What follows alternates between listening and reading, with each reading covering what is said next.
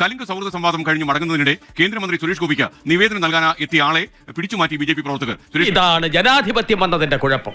രാജഭരണമായിരുന്നെങ്കിൽ എന്റെ ദർശനവും 3 വെടിയും കഴിഞ്ഞ് ഇവറ്റകളെ ക്ഷേത്ര പരിസരത്ത് അടുപ്പിക്കും. ഇവിടെ കാറിന് പിന്നാലെ ചെന്ന് അപേക്ഷ നൽകാൻ ശ്രമിച്ചയാളെ പ്രവർത്തകർ ബലം പ്രയോഗിച്ച് മാറ്റി. സുരക്ഷാ വീഴ്ച ഉണ്ടായി എന്നാണ് ബിജെപി കാർ പറയുന്നത്.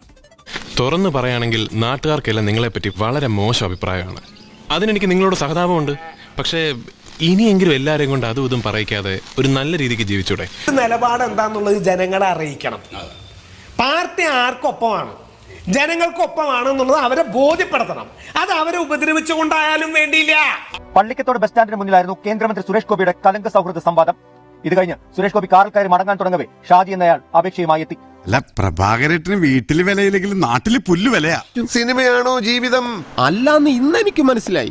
വാഹനം മുന്നോട്ടെടുത്തതോടെ ഷാജി കാറിന് മുന്നിലെത്തി. ബിജെപി പ്രവർത്തകർ ഷാജിയെ ബലം പ്രയോഗിച്ച് മാറ്റി. അല്ലെങ്കിലും പണക്കാരെയും ഫേമസ് ആയവരെയും ബഹുമാനിക്കാൻ ഈ മലയാളി കിഴങ്ങന്മാർക്ക് അറിയില്ലല്ലോ. ഷാജിയെ മർദ്ദിച്ചില്ലെന്നും അപകടമുണ്ടാകാതെ രക്ഷപ്പെടുത്തിയതാണെന്നുമാണ് ബിജെപിയുടെ വിശദീകരണം. ഒരു വളവാണ്, അതിന്റെ ഇടയ്ക്ക് ഒരു ബ്ലോക്കാണ്. പുള്ളി ഓടി വന്ന് ഇത് കൊടുക്കാൻ വേണ്ടി പരിശ്രമിച്ചാണ്. അന്നേരം ബിജെപിയുടെ പ്രവർത്തകർ അവരെ പിടിച്ചു മാറ്റുകയും ചെയ്ത്. അല്ലെങ്കിൽ അദ്ദേഹം വണ്ടി കടി പോകും. പുള്ളി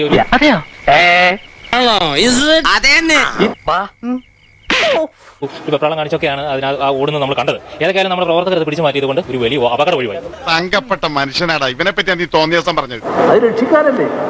അതൊക്കെ നാട്ടുകാർക്കറിയാവുന്ന കാര്യം അല്ലേ? അയാൾ അപകടപ്പെടാതിരിക്കാനുള്ള, ജീവൻ രക്ഷിക്കാനുള്ള മാർഗമാണ്. അതിച്ചിരി കൂടുതലല്ലേ? അതെ, ഞങ്ങൾ ചോറ് തന്നെ കൊണ്ടുവന്നേ. സംഭവത്തിൽ പോലീസിന് വീഴ്ച പറ്റിയെന്നാണ് ബിജെപിയുടെ ആരോപണം. വിശദമായ അന്വേഷണം ആവശ്യപ്പെട്ട് പരാതിയും നൽകി. ആ ജീവൻ രക്ഷാ രീതിയാണ്. വേണം അത് വേണം, അതില്ലാതെ പറ്റുകയില്ല. തലയ്ക്ക് വല്ല ഓളം ഉണ്ടോ? അത് മാതൃകാപരമായിരുന്നു. എന്ത് ചെയ്യാനാ ലോറൻസ്? അവനും നിന്നെ പോലെ വിവരമില്ലാത്തവനായി പോയില്ലേ?